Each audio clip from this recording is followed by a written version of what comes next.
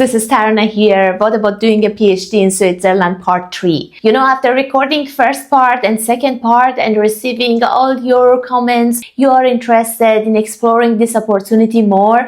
I realized that maybe it's good also to talk about some unclear aspects of doing a PhD in Switzerland. You enter this journey with high expectations in some aspects, maybe it wouldn't be as valuable as you perceive. So for me, yes, absolutely, it was valuable and wonderful because I could align myself with the reality and also with the right mindset that a person needs to have. It doesn't mean that you have to be ready and equipped with all the right mindset expectations, but it means that you need to be ready that maybe at some point you need to pivot or adjust yourself with the reality that exists. And this helps you as well because in that way you have more power to shape your life, to design your life, your path, your communications in a way that you want to live. It doesn't mean that you don't have any power in some aspects, but it means that you need to be more resilient to be able to think thoroughly in that aspect. So let's go through 3 main things that I thought for this video I talk about with you. The first one is the costs of living in Switzerland.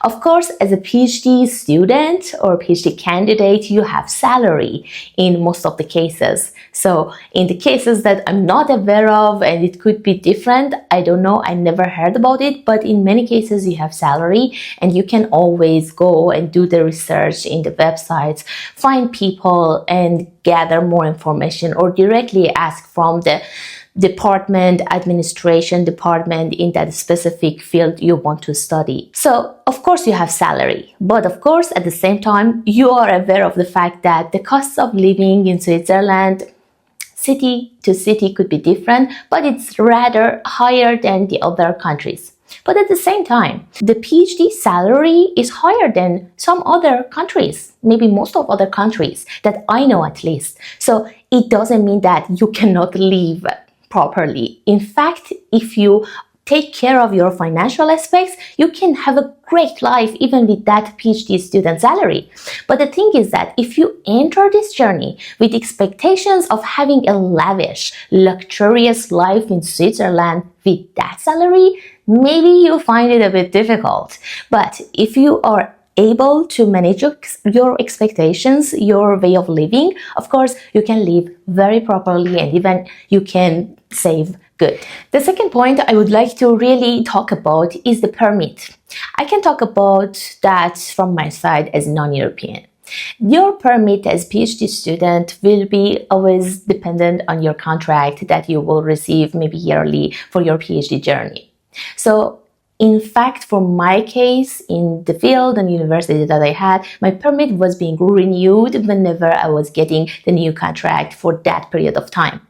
And at the same time, having the PhD journey in Switzerland, although you are working, when it comes to this kind of stuff like having the permit, is not considered as a job. So you need to consider that after PhD, maybe you need to really look for another job if you want to stay, etc. This would have its own challenges or complications that you need to be well aware of that because it can be really different canton to canton, city to city, and also university to university, people to people. It can be really different. People can have really different experiences. But the main thing to consider for you is as a PhD student afterwards what you want to decide, going back to your home country or any other country or staying in Switzerland, you need to be a bit careful to be able to design your path a bit in advance.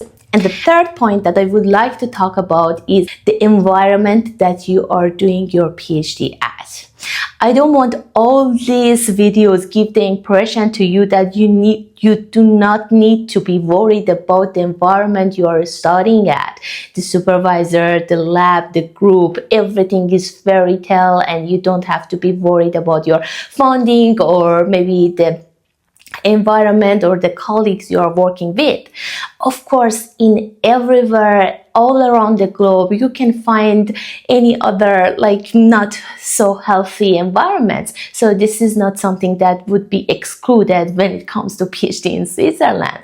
So you need to be aware of the fact that this is reality of life, and maybe sometimes some supervisors are more supportive, some are stronger in doing the management and advising you, or some of them are really weak at that. So if you want to be really prepared and ready for that, you need to do your homework. Search for that group. See what the PhDs or postdocs in that group think, how they are publishing, or you can really go through interacting with the supervisor frequently if it's that important for you, gathering all this information.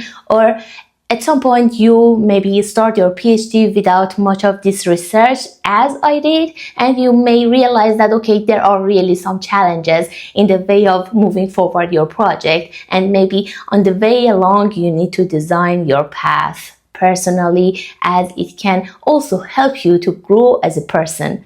Because always in life, we will face challenges that not always we can enter that path ready and prepared and equipped with everything. So you need to have the resilience, and this is exactly the things that PhD journey help you with to grow as a person. I'm really happy that I could record this video for you, and I'm open to hear your questions. What are your concerns? What are other unclear aspects that you have in your mind? If you would like to do your PhD in Switzerland, what are the things that are stopping you or not letting you move forward with positivity, strength? Write it in the comments for me, and in the next video I would like to talk about more of the realities, facts, or things that helped me personally and those who I worked with or helped them to get and secure their PhD journeys in Switzerland. See you in the next video.